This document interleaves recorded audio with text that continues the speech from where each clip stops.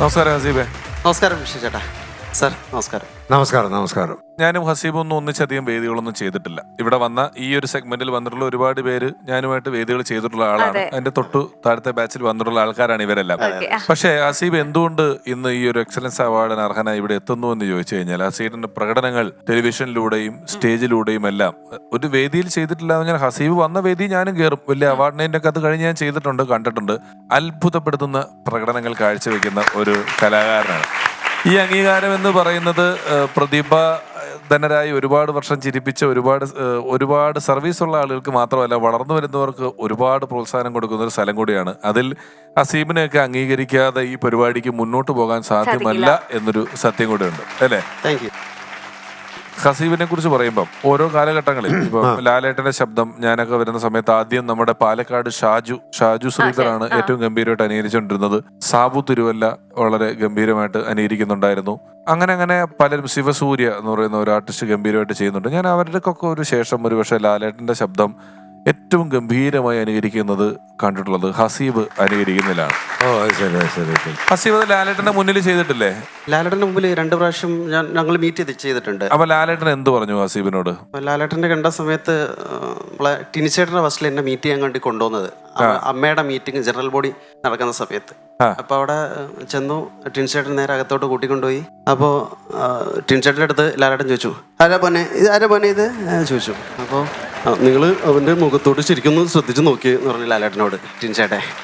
വാ പോനെ, ഞാൻ കണ്ടിട്ടുണ്ട് കേട്ടോ, നന്നായിട്ടുണ്ട്, നന്നായി വരട്ടെ, നന്നായിട്ട് ചെയ്യാൻ സാധിക്കട്ടെ, ഒരിക്കൽ വരൂ, വീട്ടിലേക്ക് വരൂ, നമുക്ക് സംസാരിക്കാം കേട്ടോ.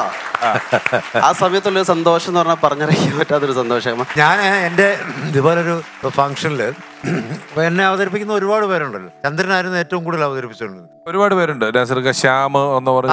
അപ്പോൾ ഒരു ഫംഗ്ഷന് വന്നപ്പോൾ ഒരു 3-4 പേരെൻ്റെ ശബ്ദം ഇങ്ങനെ അനുകരിച്ചു. ഞാൻ പറഞ്ഞു, ഒന്നാമത്തെ കാര്യം, എൻ്റെ ശബ്ദം അനുകരിക്കുമ്പോൾ ഞാൻ പല്ല് കടിച്ചു പിടിച്ച് സംസാരിക്കാറില്ല. നിങ്ങൾ ചെയ്തതെല്ലാം ഇങ്ങനെ വരണം മിസ്റ്റർ ഇന്ത്യ ചൂടൻ, ഇങ്ങനത്തെ സ്റ്റൈലാണ് സംസാരിച്ചത്. നമ്മൾ സിനിമയെ പോലെ ഞാൻ സംസാരിച്ചിട്ട് ശരി, okay, what ever it may be, പിന്നെ എൻ്റെ ഒരു പാട്ട് നിങ്ങൾക്ക് അനുകരിക്കാമെന്ന് ചോദിച്ചു.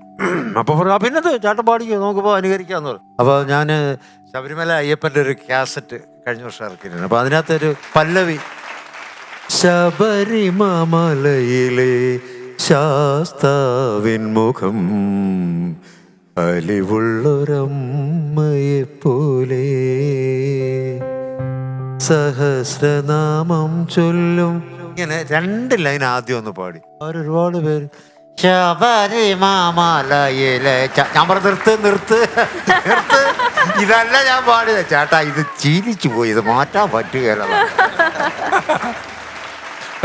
ലാലേട്ടന്റെ ശബ്ദം നമുക്ക് അത് കാണിച്ചു വേണം തുടങ്ങാൻ. അതിന്റെ ഗവേഷണങ്ങൾ എനിക്ക് അതിനെക്കുറിച്ച് ഒരുപാട് ചോദിക്കാനറിയില്ല. അതിൽ ലാലേട്ടന്റെ ശബ്ദം പരീക്ഷണശാലയിലിട്ട് ഓരോ സമയത്തും എങ്ങനെയാണ് എന്ന് കൃത്യമായിട്ട് അവതരിപ്പിക്കുന്ന ഒരാളാണ് ഹസീബ്. ആ പ്രകടനം ഒന്ന് കാണിക്കാമോ ഹസീബ് ഞങ്ങൾക്ക് വേണ്ടിയിട്ട്?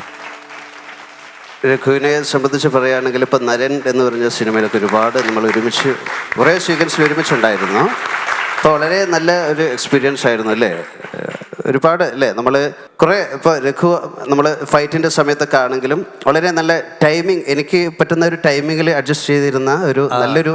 അത് മാത്രമല്ല നമ്മൾ ആ സോങ് എടുത്ത സമയത്ത്, ലാല് പാടിയ സമയത്ത് ആ മുണ്ട് പറിച്ചെടുക്കുന്ന ഒരു ഷോട്ടില്ലേ, ആ സോങ്ങിന്റെ ഇടയ്ക്ക് ആ ബീജത്തിനകത്ത് മുണ്ട് പറിച്ചെടുക്കുന്ന ഒരു ഷോട്ടുണ്ട്. ആ ഒരു ഷോട്ട് 2-3 പ്രാവശ്യം റിഹേഴ്സൽ കഴിഞ്ഞിട്ടാണ് ആ ഷോട്ട്. കാരണം ഒരു ഫ്രാക്ഷൻ ഓഫ് സെക്കൻഡ്സ് എടുത്താൽ ഇങ്ങനെ ഈ അടിച്ചു വരുന്ന സമയത്തിനകത്ത് ഇത് മുണ്ട് പറിച്ച് തല ഊരിയെടുക്കണം. അപ്പൊ അങ്ങനെയുള്ള ഒരു ശബ്ദം അന്ന് ലാൽ എന്നെ ഒരുപാട് അതിനെപ്പറ്റി ഓർമ്മയില്ല നിനക്ക്? തീർച്ചയായിട്ടും ആ സമയത്ത് ദൈവഹിതം എന്നൊക്കെ പറയുന്നത് അതൊക്കെയാണ് ദൈവഹിതം. ആ പാട്ട് ലാലിന് ഓർമ്മയുണ്ടോ? ഏതാണ് ആ പാട്ട്? അന്ന് ശ്രീകുട്ടൻ പാടിയത്.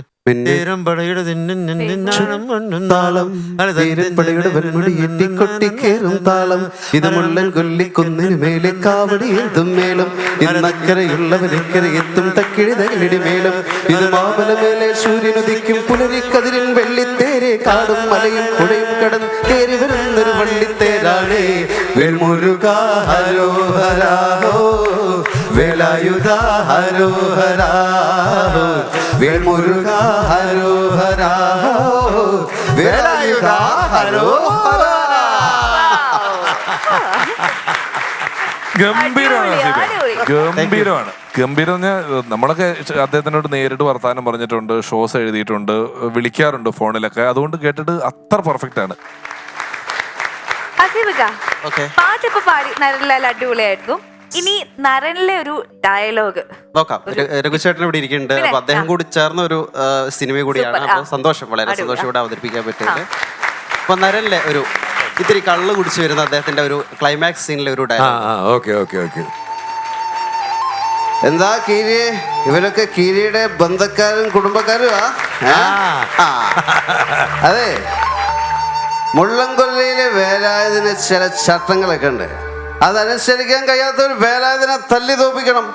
വേലായുധൻ ആരെ തല്ലി തോപ്പിച്ചാലും മതി, പ്രശ്നം കഴിഞ്ഞു. ഈ കാണുന്ന പുഴയാ സാറ് എൻ്റെ അമ്മ. വിശന്നപ്പോ ഊട്ടി, കരഞ്ഞപ്പോ കണ്ണീരെല്ലാം കൊണ്ടുപോയി. ഇപ്പൊ എന്നെ തിരിച്ചു വിളിക്കുന്നത് എൻ്റെ അമ്മയായിരിക്കും. കണ്ടോ സാർ, വേലായുധന യാത്രയ്ക്കാൻ മുള്ളംകൊല്ലി മുഴുവനും എത്തിയിട്ടുണ്ട്. ഇതിൽ കൂടുതൽ സന്തോഷമൊന്നും വേലായുധൻ ആഗ്രഹിക്കുന്നില്ല. കേളപ്പേട്ട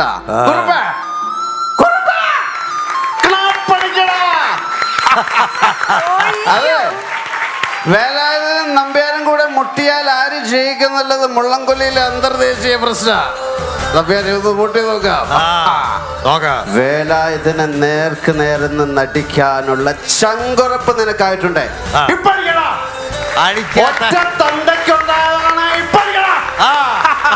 സാറേ ധൈര്യമുണ്ട്, സാറിനെ നീന്തി തോപ്പിക്കാമോ? ഇനി വേറൊരു പരീക്ഷണം നടത്തുകയാണ്. അപ്പം അത് നമ്മുടെ മലയാളത്തിന് പ്രിയപ്പെട്ട ഗായകർ അവർ പാടി വെച്ചിട്ടുള്ള സംഭവങ്ങൾ നമ്മുടെ സെലിബ്രിറ്റീസ് പാടാറുണ്ട്. ഇപ്പോൾ ലാലേട്ടൻ്റെ അതേപോലെ ഗായകർ തന്നെ കൂടി ചേർന്ന് ഡ്യുവറ്റായിട്ടൊക്കെ പാടും. അതേപോലെ ദാസേട്ടൻ പാടിയ ഒരു പാട്ട് നമ്മുടെ അഫ്സലിക്കയും ലാലേട്ടനും ചേർന്ന് പാടിയാൽ രണ്ട് ടോണാണ്. ഒരു ചെറിയൊരു പരീക്ഷണമാണ്. ഓക്കെ.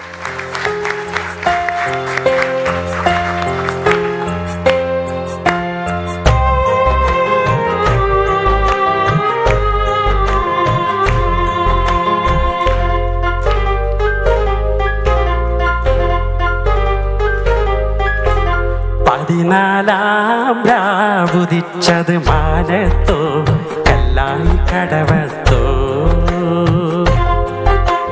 പനിനീരിൻ പൂവിരിഞ്ഞത് മുറ്റത്തോ കണ്ണാടി കവിളത്തോ.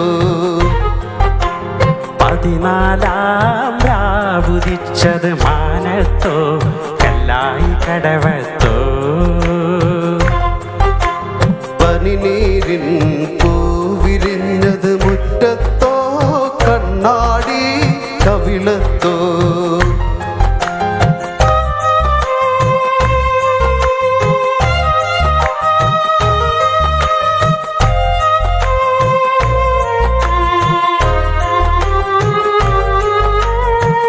തത്തമ്മ ചുണ്ട് ചുവന്നത് തളിർവെറ്റില തിന്നിട്ടോ, തത്തമ്മ ചുണ്ട് ചുവന്നത് തളിർവെറ്റില തിന്നിട്ടോ, മാരനൊരാ തേനിൽ മുക്കി മണിമുത്തം തന്നിട്ടോ, മാരനൊരാ തേനിൽ മുക്കി മണിമുത്തം തന്നിട്ടോ.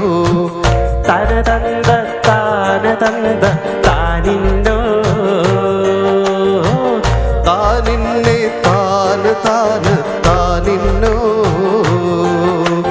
താനതന്ത താനതന്ത താനിന്നോ, താനിന്നെ താനിന്നെ താനിന്നോ. ഹസീബെ ഇനി എന്തെന്നാ? ഇനി മമ്മൂക്കയുടെ 2 വേർഷൻ. അദ്ദേഹം സ്ലാങ്ങുകൾ കൊണ്ട് അത്ഭുതപ്പെടുത്തുന്ന ഒരു ഭയങ്കര സിദ്ധിയുള്ള ആളാ. അതെ, മഹാനടനാണ്. അപ്പോൾ അദ്ദേഹത്തിന്റെ രാജമാണിക്യത്തിൽ അദ്ദേഹം ഉപയോഗിച്ച ഒരു സ്ലാങ്ങും അതേപോലെ മല്ലയ്യ എന്ന കഥാപാത്രം ചെയ്ത ചട്ടമ്പി നാടൻ, അത് രണ്ടിന്റെയും. അത് ശരി. അപ്പൊ ഞാനാന്നറിയണം. ഇത്രയല്ലുള്ളു. ഒരു പാരാത്രിക്കിന് മണിറവാതിൽ മുട്ടിപ്പോയാണ് ഈ ചോദ്യം ഞാൻ ആദ്യമായിട്ടേ. നീ ആരാ, നിനക്ക് എന്തിനു വേണം? അപ്പൊ ഞാൻ പറഞ്ഞ് എനിക്ക് എൻ്റെ അമ്മ വേണം. അപ്പൊ അമ്മ പറഞ്ഞളിഞ്ഞ് ഈ മാൻ അറിയൂല. തോടെ തീർന്നിട്ട് ഊരും പേരൊക്കെ എന്തിനും നോക്കണത്. ഞാൻ എന്നേ പറഞ്ഞാൽ ഇതൊന്നും വേണ്ടെന്ന് കേട്ടില്ല. Thank you. വീട് വാങ്ങിക്കണിന് മുൻപേ അറിഞ്ഞു ഇവിടെ ചില ഘാട്ടുപണ്ണികളുടെ ശല്യമുണ്ടെന്ന്. അവരുടെ തലപിടി വെച്ച് പൊട്ടിക്കാണാം. മല്ലയെ വീട് വാങ്ങിച്ചത് തിരിച്ചു തരാനല്ല, താമസിക്കാൻ. ഞാൻ അവിടെ താമസിക്കും. വേണ്ടി വന്നാണ് എന്റെ വീട്ടിൽ ഇവിടെ കയറി താമസിക്കും. നീ അവിടെ പൂട്ടി. അത് ബിസിനസ്. ലാഭം കിട്ടിയാൽ എനിക്ക് എല്ലാം വിൽക്കും. ഇനി എന്റെ കളിക്കുമെന്നാണ് എന്നെ പെട്ടിപിടി പീസാക്കും. എനിക്ക് നൻപക ಗೊತ್ತಿಲ್ಲ കച്ചി. നായിൻ മകന് ಗೊತ್ತಲ್ವಾ? നായിൻ മകന്, നായിന്റെ പാട്ടി മോനെ. Thank you. ഓക്കെ ഹസീബിക്ക, ഒരുപാട് സന്തോഷം. എനിക്കും സന്തോഷം ഇവിടെ അതെ ഈ ഒരു ഫ്ലോറിൽ വരാൻ സാധിച്ചാലും. ഹസീബിക്കയ്ക്ക് ഞങ്ങളുടെ ഒരു എളിയ സ്നേഹാദരം അത് നൽകാൻ ആഗ്രഹിക്കുന്നു. അത് അദ്ദേഹത്തിന് കൈമാറുവാനായിട്ട് രഘുചേട്ടനെയും രമേശ് ചേട്ടനെയും സ്റ്റേജിലേക്ക് ക്ഷണിക്കുന്നു.